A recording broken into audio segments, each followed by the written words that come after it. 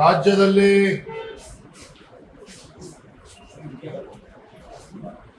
ಪದವೀಧರ ಮತ್ತು ಶಿಕ್ಷಕರ ಕ್ಷೇತ್ರದ ಚುನಾವಣೆಗಳು ನಡೀತಾ ಇದೆ. 6 ಸ್ಥಾನಗಳಿಗೆ ಚುನಾವಣೆ ನಡೀತಾ ಇದೆ.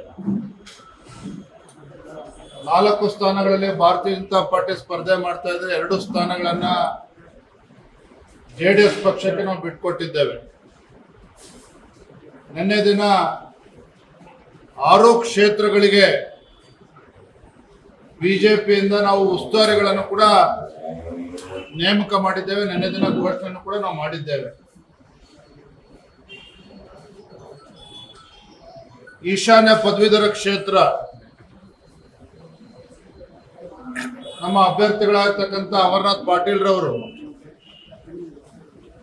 ಮೊನ್ನೆ ದಿನ ನಾಮಪತ್ರವನ್ನು ಕೂಡ ಸಲ್ಲಿಸಿದ್ದಾರೆ. ನಮ್ಮ ಪಕ್ಷದ ಮತ್ತೋರ್ವ ಹಿರಿಯ ಮುಖಂಡರಾಗಿರ್ತಕ್ಕಂಥ ಸುರೇಶ್ ಸಜ್ಜನ್ ಅವರು ಕಳೆದ 2 ವರ್ಷಗಳಿಂದ ನಿರಂತರವಾಗಿ ಈ ಕ್ಷೇತ್ರದಲ್ಲಿ ಪ್ರವಾಸವನ್ನು ಮಾಡಿ ಸಂಘಟನೆಯನ್ನು ಮಾಡಿ ಅವರು ಕೂಡ ಒಬ್ಬರು ಆಕಾಂಕ್ಷಿಯಾಗಿದ್ದರು. ಮೊನ್ನೆ ದಿನ ನಾಮಪತ್ರವನ್ನು ಕೂಡ ಸಲ್ಲಿಸಿದ್ರು. ಆದ್ರೆ ನಮ್ಮ ಹಿರಿಯರಾಗಿರ್ತಕ್ಕಂಥ ಸುರೇಶ್ ಸಜ್ಜನ್ ಅವರು ಇವತ್ತು ಪಕ್ಷದ ಹಿರಿಯ ನಾಯಕರಾಗಿರ್ತಕ್ಕಂಥ ಮಾಜಿ ಮುಖ್ಯಮಂತ್ರಿಗಳು ಸನ್ಮಾನ್ಯ ಯಡಿಯೂರಪ್ಪನವ್ರನ್ನ ಭೇಟಿ ಮಾಡಿ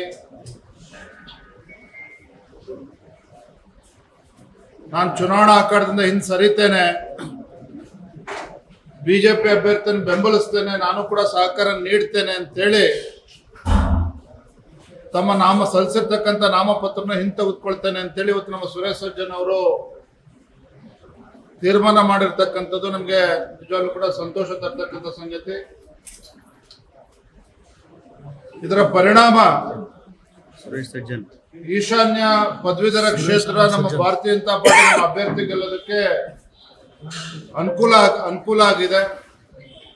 ಅದೇ ರೀತಿ ನಿನ್ನೆ ದಿನ ದಕ್ಷಿಣ ಶಿಕ್ಷಕರ ಕ್ಷೇತ್ರ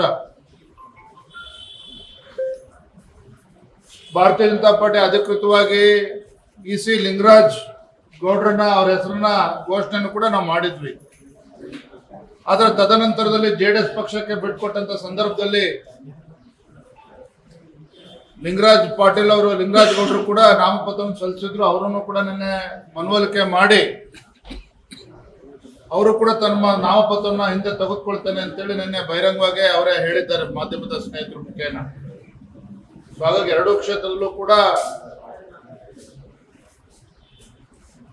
ಸಮಸ್ಯೆ ಇರ್ತಕ್ಕಂಥದ್ದು ಇತ್ಯರ್ಥ ಆಗಿದೆ. ಇನ್ನು ಬೇರೆ ಕ್ಷೇತ್ರದ ಏನು ಸಮಸ್ಯೆಗಳಿದೆ ಅದನ್ನು ಕೂಡ ಬಗೆಹರಿಸಕ್ಕಂಥ ಕೆಲಸ ಇವತ್ತು ಮತ್ತು ನಾಳೆ ಬಗೆಹರಿತದೆ ಅನ್ನುವ ವಿಶ್ವಾಸನೆ ಸಂಪೂರ್ಣವಾಗಿದೆ. ಇವತ್ತು ರಾಜ್ಯಾದ್ಯಂತ ಭಾರತೀಯ ಜನತಾ ಪಾರ್ಟಿ ನಮ್ಮ ಮಹಿಳಾ ಮೋರ್ಚಾದ ವತಿಯಿಂದ ಪ್ರತಿಭಟನೆಗಳಾಗಿದೆ ಮತ್ತು ಜಿಲ್ಲಾಧಿಕಾರಿಗಳಿಗೆ ಮನವಿಯನ್ನು ಕೂಡ ನಾವು ಸಲ್ಲಿಸಿದ್ದೇವೆ. ಕಾರಣ ಏನು? ರಾಜ್ಯದಲ್ಲಿ ಕಾಂಗ್ರೆಸ್ ಸರ್ಕಾರ ಬಂದಾಗಿನಿಂದ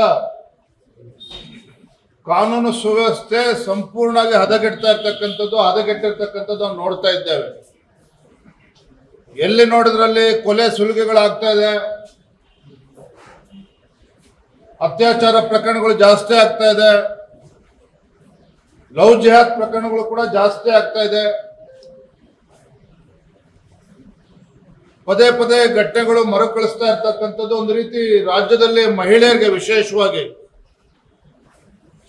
ಒಂದು ಸುರಕ್ಷತೆಯ ಪ್ರಶ್ನೆ ಇವತ್ತು ಕಾಡ್ತಾ ಇದೆ.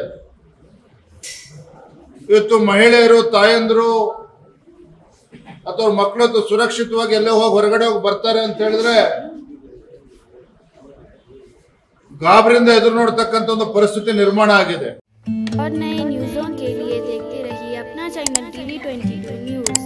लाइक करें, शेयर करें, सब्सक्राइब करें और बेल आइकन बटन दबाना ना भूलें।